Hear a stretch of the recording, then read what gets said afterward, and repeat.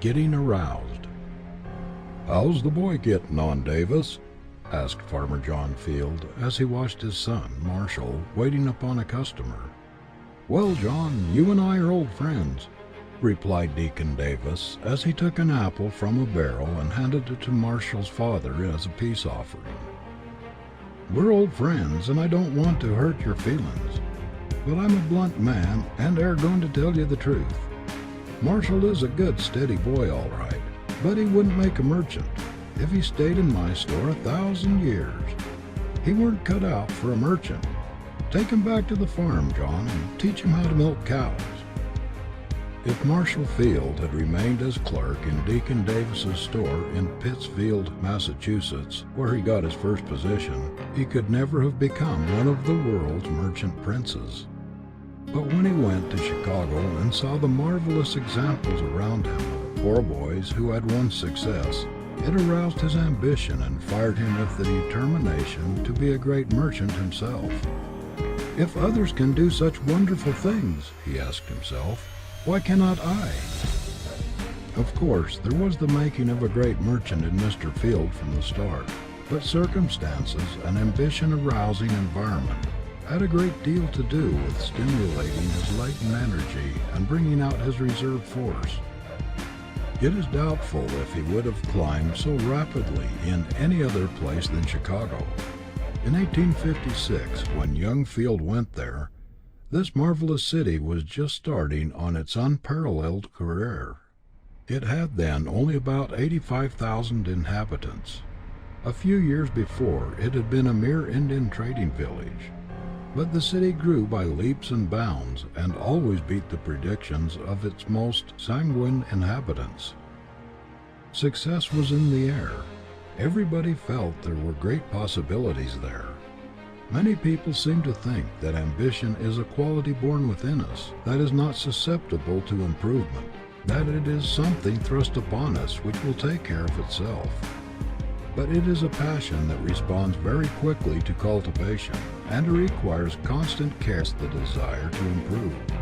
They were again plodders, with no goal beyond the day's work. The ambition aroused by stimulating environment had sunk to sleep again. Our Indian schools sometimes publish, side by side, photographs of the Indian youths as they come from the reservations and as they look when they are graduated. Well-dressed, intelligent, with the fire of ambition in their eyes. We predict great things for them, but the majority of those who go back to their tribes, after struggling a while to keep up their new standards, gradually drop back to their old manner of living. There are, of course, many notable exceptions, but these are strong characters, able to resist the downward dragging tendencies about them. If you interview the great army of failures, you will find that multitudes have failed because they never got into a stimulating, encouraging environment, because their ambition was never aroused, or because they were not strong enough to rally under depressing, discouraging, or vicious surroundings.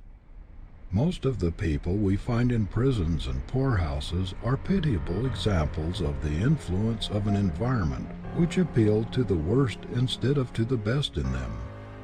Whatever you do in life, make any sacrifice necessary to keep an ambition-arousing atmosphere, an environment that will stimulate you to self-development. Keep close to people who understand you, who believe in you, who will help you to discover yourself and encourage you to make the most of yourself. This may make all the difference to you between a grand success and a mediocre existence. Stick to those who are trying to do something and to be somebody in the world. People of high aims, lofty ambition. Keep close to those who are dead in earnest. Ambition is contagious. You will catch the spirit that dominates your environment. The success of those about you who are trying to climb upward will encourage and stimulate you to struggle harder if you have not done quite so well yourself. There is a great power in a battery of individuals who are struggling for the achievement of high aims, a great magnetic force which will help you to attract the object of your ambition. It is very stimulating to be with people whose aspirations run parallel with your own. If you lack energy, if you are naturally lazy, indolent, or inclined to take it easy, you will be urged forward by the constant prodding of the more ambitious. End of chapter 2.